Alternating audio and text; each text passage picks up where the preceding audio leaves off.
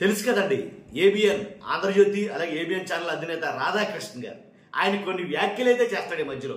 మరి ముఖ్యంగా ఏదైతే కొత్త పలుకు అని ఒక వ్యాసం రాస్తామంటాడో, తొలి పలుకులాగా కొత్త పలుకులు అని కొన్ని మాటలు మాట్లాడతాడో, దాంట్లో అయితే కనుక ఆయన మాట్లాడిన మాటలో ఆంధ్రప్రదేశ్ని నాశనం చేసేస్తున్నారు అని ఆయన బాధనే కొంచెం వెలగెక్కడని చెప్పాలి. వాస్తవంగా అయితే కనుక అలా చెప్పడం, ఎందుకంటే స్వామి భక్తి ఎక్కువ రాధాకృష్ణ గారికి. కాబట్టి అందుకు కానీ మితి మీరిపోయిన పరిస్థితులు బట్టి ఆంధ్రప్రదేశ్లో ఉన్నాయి కాబట్టి ఆయన అలా మాట్లాడేడేమో అని నాకు అనిపించింది. ఎందుకంటే సంక్షేమమా లేదా సంక్షోభమా అంటే సంక్షేమం పేరిట సంక్షోభం సృష్టిస్తున్నారు ఆంధ్రప్రదేశ్లో, తెలంగాణలో కావచ్చు. సంక్షేమం పేరిట సంక్షోభం సృష్టిస్తున్నారు. ఆంధ్రప్రదేశ్ ఒక్క ముక్కలు చెప్పాలంటే నాశనం చేసేస్తున్నారు, నాశనం అయిపోతుంది అని రాధాకృష్ణ గారు చంద్రబాబు నాయుడు గారి కూటమిని ఉద్దేశించి మాట్లాడటం అంటే మామూలు విషయం కాదు. ఇది అసలు వేరే లెవెల్క కొన్ని వ్యాఖ్యలు చేశాడు ఆయన. ఏమేమి మాట్లాడాడు, అసలు ఆంధ్రప్రదేశ్ ఎలా నాశనం అయిపోతుంది, ఆంధ్రప్రదేశ్ని ఎవరెవరు నాశనం చేసేసారు, ఏంటి ఏమైపోతుంది అని ఆయన చెప్పిన మాట మనం చెప్పబోతున్నాం. ఫస్ట్ నేను లైక్ చేయండి, ఇంట్రెస్టింగ్ ఉండబోతుంది.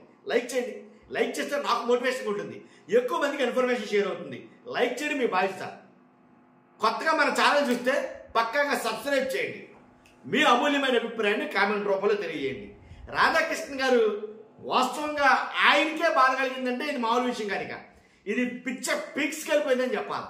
రాధాకృష్ణ గారు ఏమున్నా కప్పు పుచ్చుతాడు. ఇలాగా కూటమి గవర్నమెంట్ ఏం జరిగినా సరే, వాస్తవం మాట్లాడాలంటే రాధాకృష్ణ గారు కూటమి గవర్నమెంట్ ఎన్ని తప్పులు చేసినా సరే అలా కప్పిపుచ్చుతాడు. అలాంటిది ఆయనే విప్పి మరీ చూపిస్తున్నాడంటే ఇది ఇంకా ఆలోచించాల్సిన విషయమే. అంటే ఆంధ్రప్రదేశ్ ఏదైతే సంక్షోభం అని అంటున్నాడో అది తీవ్ర స్థాయికి, తారాస్థాయికి చేరిందని చెప్పాలి. ఎందుకని అంటాడంటే మింగ మెతుకు లేదు మీసాలకు సంపంగి నూనె అన్నాడంటే ఆయనకి కావడం.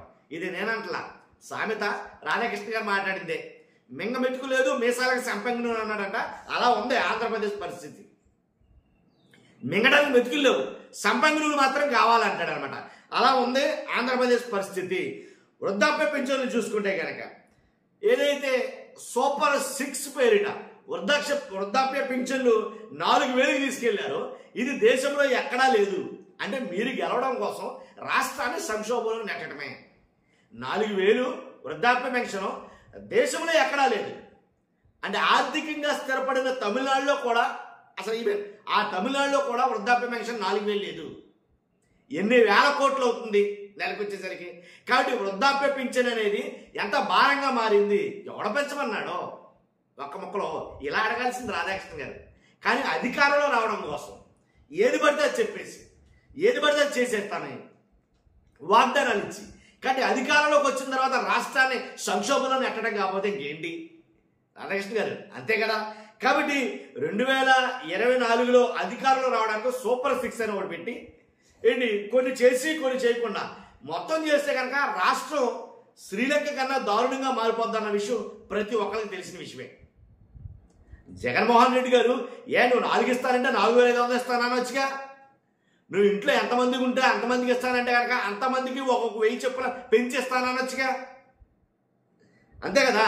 కాబట్టి అలా అనలా. ఎందుకని జగన్మోహన్ రెడ్డి గారు ఎందుకు చెప్పలేదంటే ఈ ఏదైతే సూపర్ 6 హామీలు ఏవైతే ఉన్నాయో ఆ హామీలు అమలు చేసేవి కాదు. ఒకవేళ అమలు చేస్తే కనుక రాష్ట్రం ఆర్థికంగా సంక్షోభంలోకి వెళ్ళిపోతుంది అని ఆలోచించి ఈయన అబద్ధాలు నేను చెప్పలేను, ఎవరో జరగని పని అని చెప్పేసి మానేశాడు ఆయన సింపుల్గా. కానీ ఈయన మాత్రం ఏదేమైనా నేను చేసేస్తా, రాష్ట్రం ఆర్థిక పరిస్థితి నాశనం అయిపోయినా లేదా సంక్షోభంలోకి వెళ్ళిపోయినా నేను చేస్తాను, నేను ఇస్తాను అని చెప్పి అయితే కనుక చంద్రబాబు నాయుడు గారు అంటంతో అధికారంలో కూర్చోబెట్టారు ప్రజలు తీసుకెళ్ళి.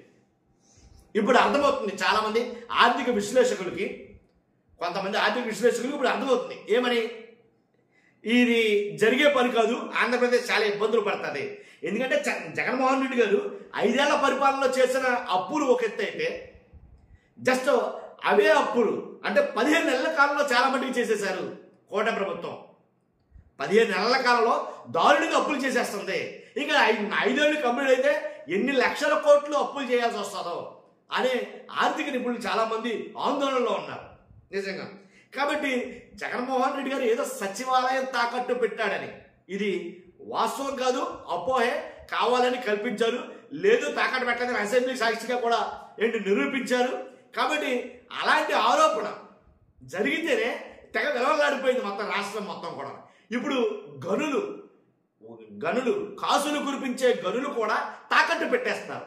వాస్తవంగా తాకట్టు పెట్టేశారు, ఇంకా పెట్టబోతున్నారు, ఇంకా ఉన్నాయి, పెడతారు. కానీ ఇలాంటి గనులు కూడా తాకట్టు పెట్టేస్తే ఆర్థిక పరిస్థితి చితుకుపోతే ఏమవుతుంది? కాబట్టి ఈ మాట రాధాకృష్ణ గారు చెప్పిన మాట. ఇది ఆర్థిక పరిస్థితి, గనులు తాకట్టు, ఇవన్నీ వీటన్నిటికీ మూలం రేషన్ కార్డు, రేషన్ బియ్యం అని చెప్పుకొచ్చాడు ఆయన. కాబట్టి దాని ద్వారా వైట్ రేషన్ కార్డుల వల్ల, ఆ వైట్ రేషన్ కార్డు మాకు అందరికి కావాలి, వైట్ రేషన్ కార్డు ఉండడం వల్ల కొన్ని లాభాలు ఉన్నాయి, ఆరోగ్యశ్రీ కానీ చదువులు కానీ చాలా ఇంపార్టెంట్. కాబట్టి ఆ రేషన్ కార్డును కాపాడుకోవడం కోసం చాలా కుటుంబాలు అయితే కనుక అలాగా నటిస్తున్నాయని చెప్పుకొచ్చాడు ఆయన. ఆంధ్రప్రదేశ్లో 1,70,00,000 కుటుంబాలు ఉండగా 1,70,00,000 కుటుంబాలు ఉండగా 1,45,00,000 కుటుంబాలకు తెల్ల రేషన్ కార్డులు ఉన్నాయంట. అసలు కుటుంబాల కన్నా ఎక్కువగా రేషన్ కార్డులు ఉన్నాయని ఉండవల్లి అరుణ్ కుమార్ గారు అన్న మాటను గుర్తు చేశాడు ఆయన. కాబట్టి ఏదో రకంగా ఏపీ నాశనం అయిపోతుంది, అల్టిమేట్గా అతను చెప్పాలనుకుంది అదే. ఎందుకంటే యాక్చువల్గా ఇంకా రాధాకృష్ణ గారు చాలా మందికి చెప్పలా, కొన్ని చెప్పకూడని ఆపేశాడు ఆయన. ఎందుకంటే కొద్ది గొప్ప గురుతర బాధ్యతనా లేదా స్వామి భక్తి అనాలో ఏంటో తెలియదు. ఆ స్వామి భక్తి ఉండడం వల్ల కొన్ని చెప్పలేదు ఆయన. మెడికల్ కాలేజీలు ప్రైవేట్ చేసేస్తున్నారని తాకట్లు వరకే వెళ్ళి ఆగాడు ఆయన. ప్రైవేటీకరణ గురించి మాట్లాడాల.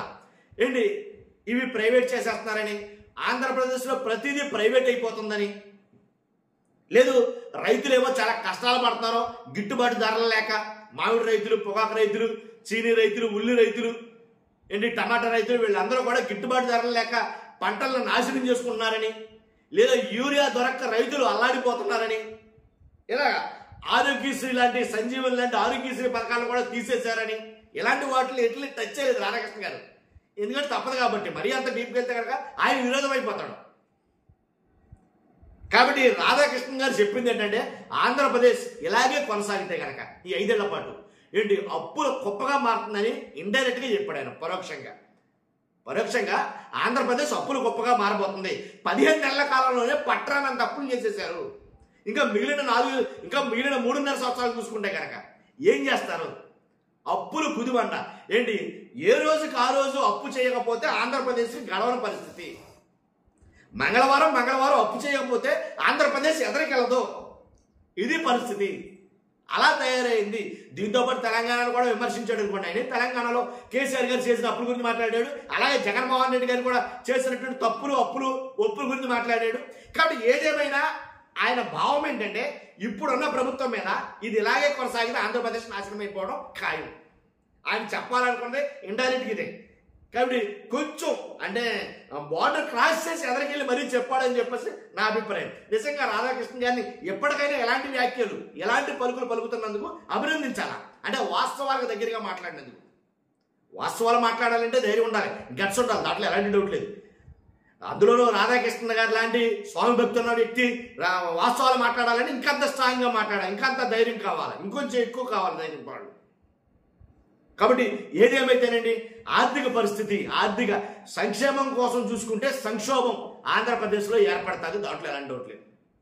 అది ఆయన చెప్పిన మాట అనమాట. కొత్త పలుకులు కావచ్చు, తొలి పలుకులు కావచ్చు, చిలక పలుకులు కావచ్చు, మొత్తానికి పలుకులు అయితే పలికాడు. ఆ పలికిన పలుకుల్లో వాస్తవాలు అయితే ఉన్నాయి. అదైతే నేను చెప్పాలనుకున్నాను. కానీ ఖచ్చితంగా ఫస్ట్ అయితే లైక్ చేయండి, కొత్త మన ఛానల్తో పక్కాగా సబ్స్క్రైబ్ చేయండి. మీ అమూల్యమైన అభిప్రాయాన్ని కామెంట్ రూపంలో తెలియజేయండి. Thank you very much.